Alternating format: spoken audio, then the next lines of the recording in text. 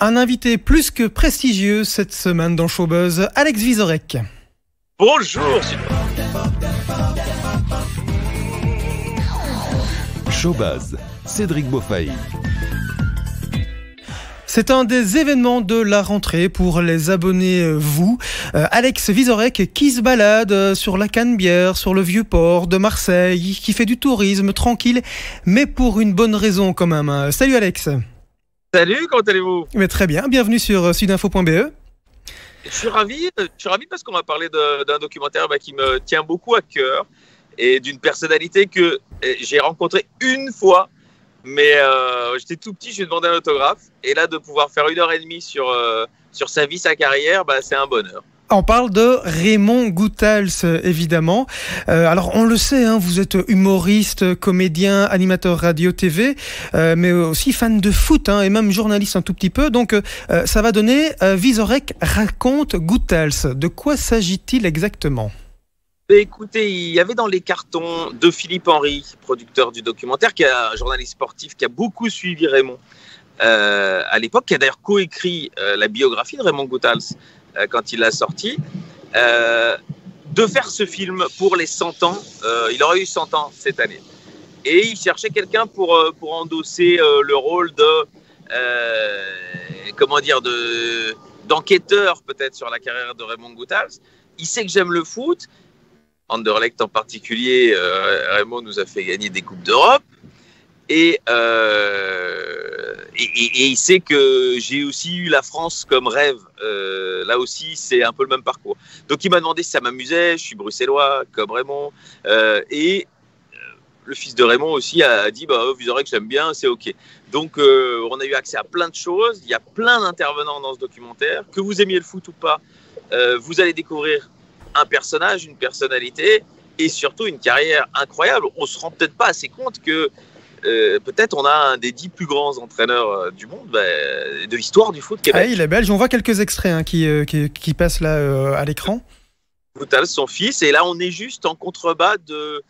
on est dans un parc à Molenbeek, entre Molenbeek et Koekelberg, et juste si on regarde, si on lève les yeux et on le voit dans le documentaire, on a le dernier appartement dans lequel Raymond vivait, qui était plutôt quelqu'un de proche des gens. Il n'a jamais voulu une grande villa pour s'isoler, et il habitait là parce que c'était proche du stade Mactens, où il pouvait aller voir jouer le ROEDM le week-end. Il a été au foot jusque dans les dernières heures de sa vie.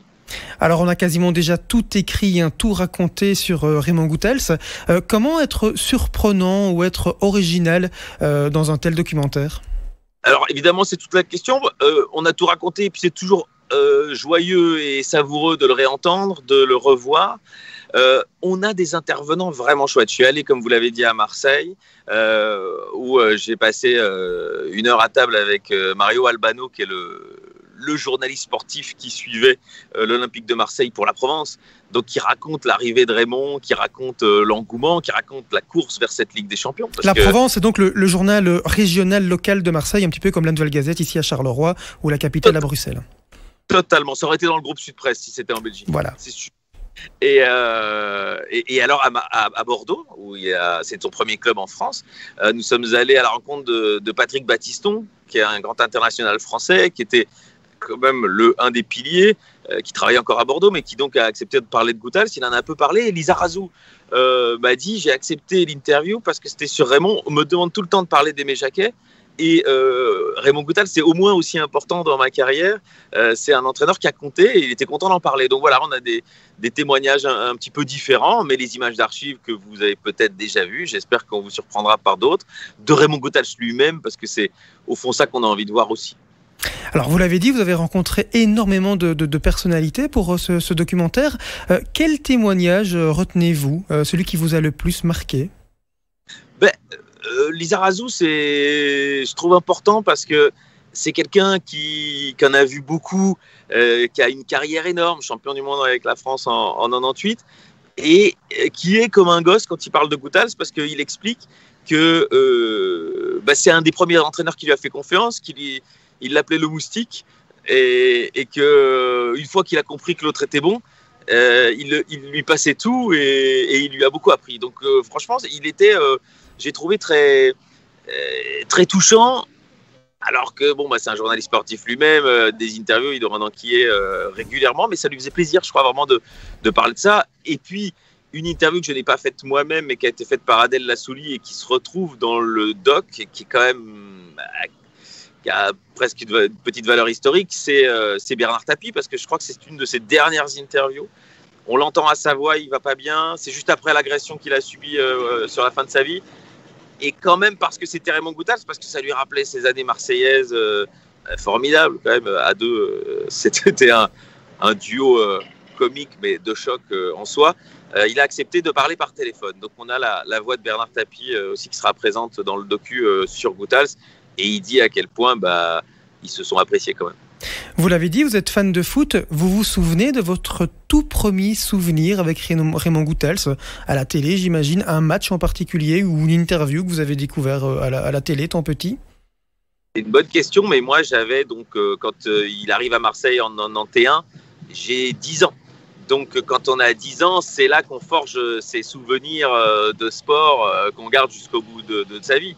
Donc moi, le Marseille de Papin, de Boli, qui est dans le docu, les deux d'ailleurs, c'est quelque chose qui m'a fasciné. Et d'avoir ce type qui ressemble, qui était sur le banc du Grand Marseille avec toutes ses stars, et qui ressemble au monsieur tout le monde, quand on se balade à Bruxelles, des Raymond Goethals, on en croise plein, quoi.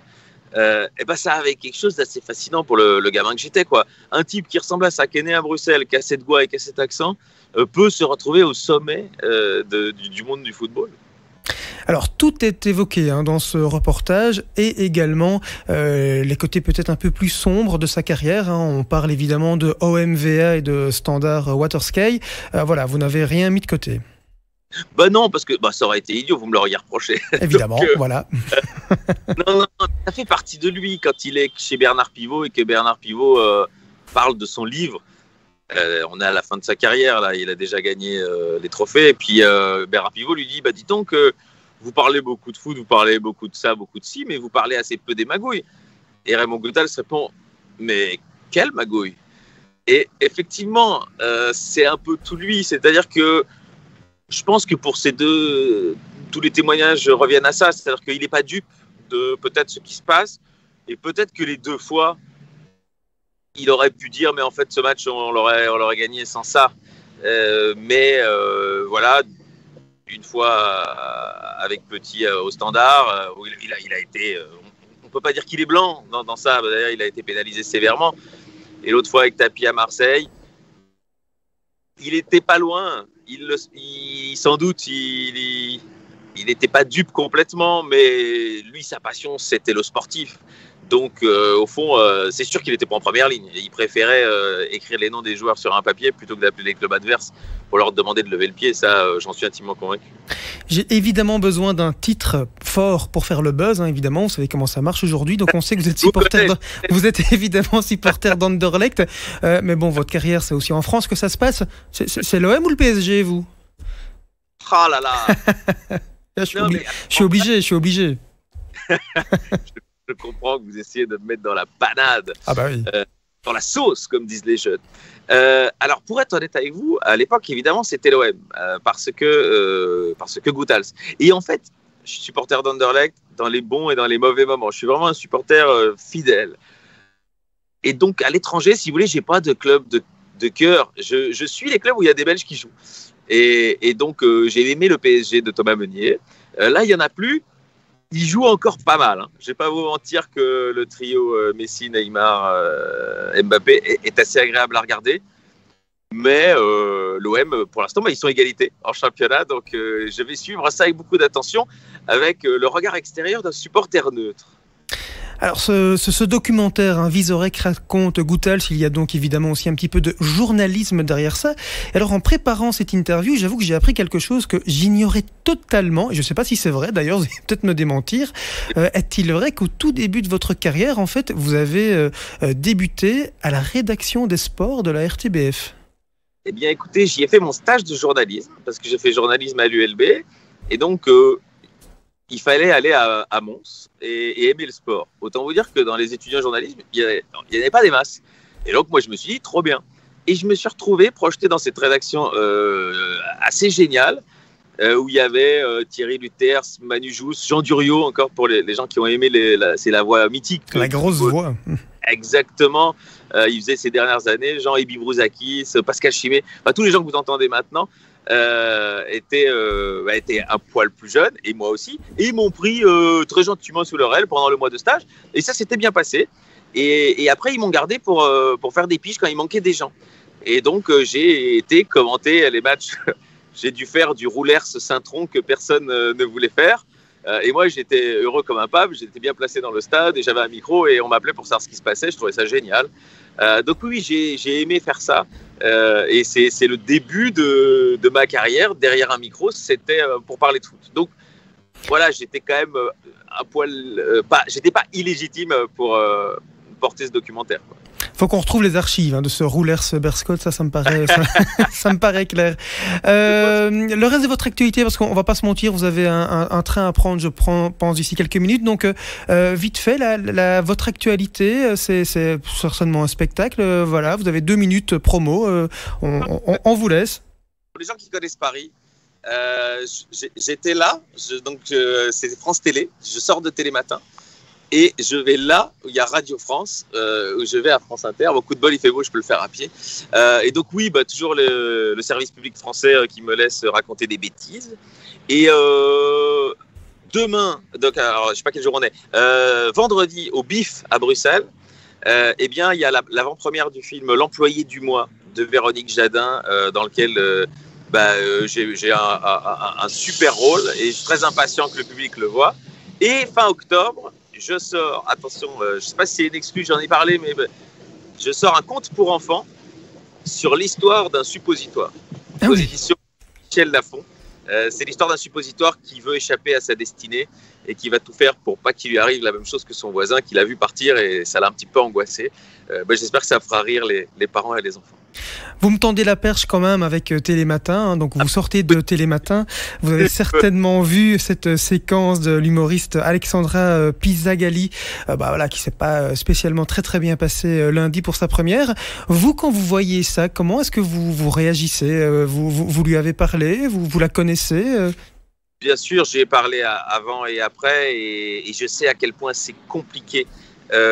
Quand on a l'habitude de la scène et du public qui nous connaît, parce qu'elle est très forte en humour noir et je vous conseille d'aller voir son spectacle. Et là, elle est arrivée dans Télématin, c'est sa première chronique. Je sais comment c'est l'émission en général, elle commence tellement tôt que vous n'avez pas le temps de répéter.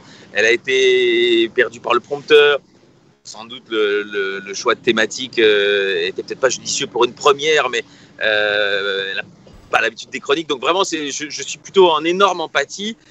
Et ce matin, j'ai fait la vanne à Télématin de rappeler qu'on peut se rater, les humoristes. Voilà, ça arrive, on fait tout pour que ça n'arrive pas. Mais on a choisi ce métier parce qu'on n'a pas choisi chirurgien cardiaque ou pilote d'avion, parce que si on fait une erreur à ce moment-là, c'est plus dangereux.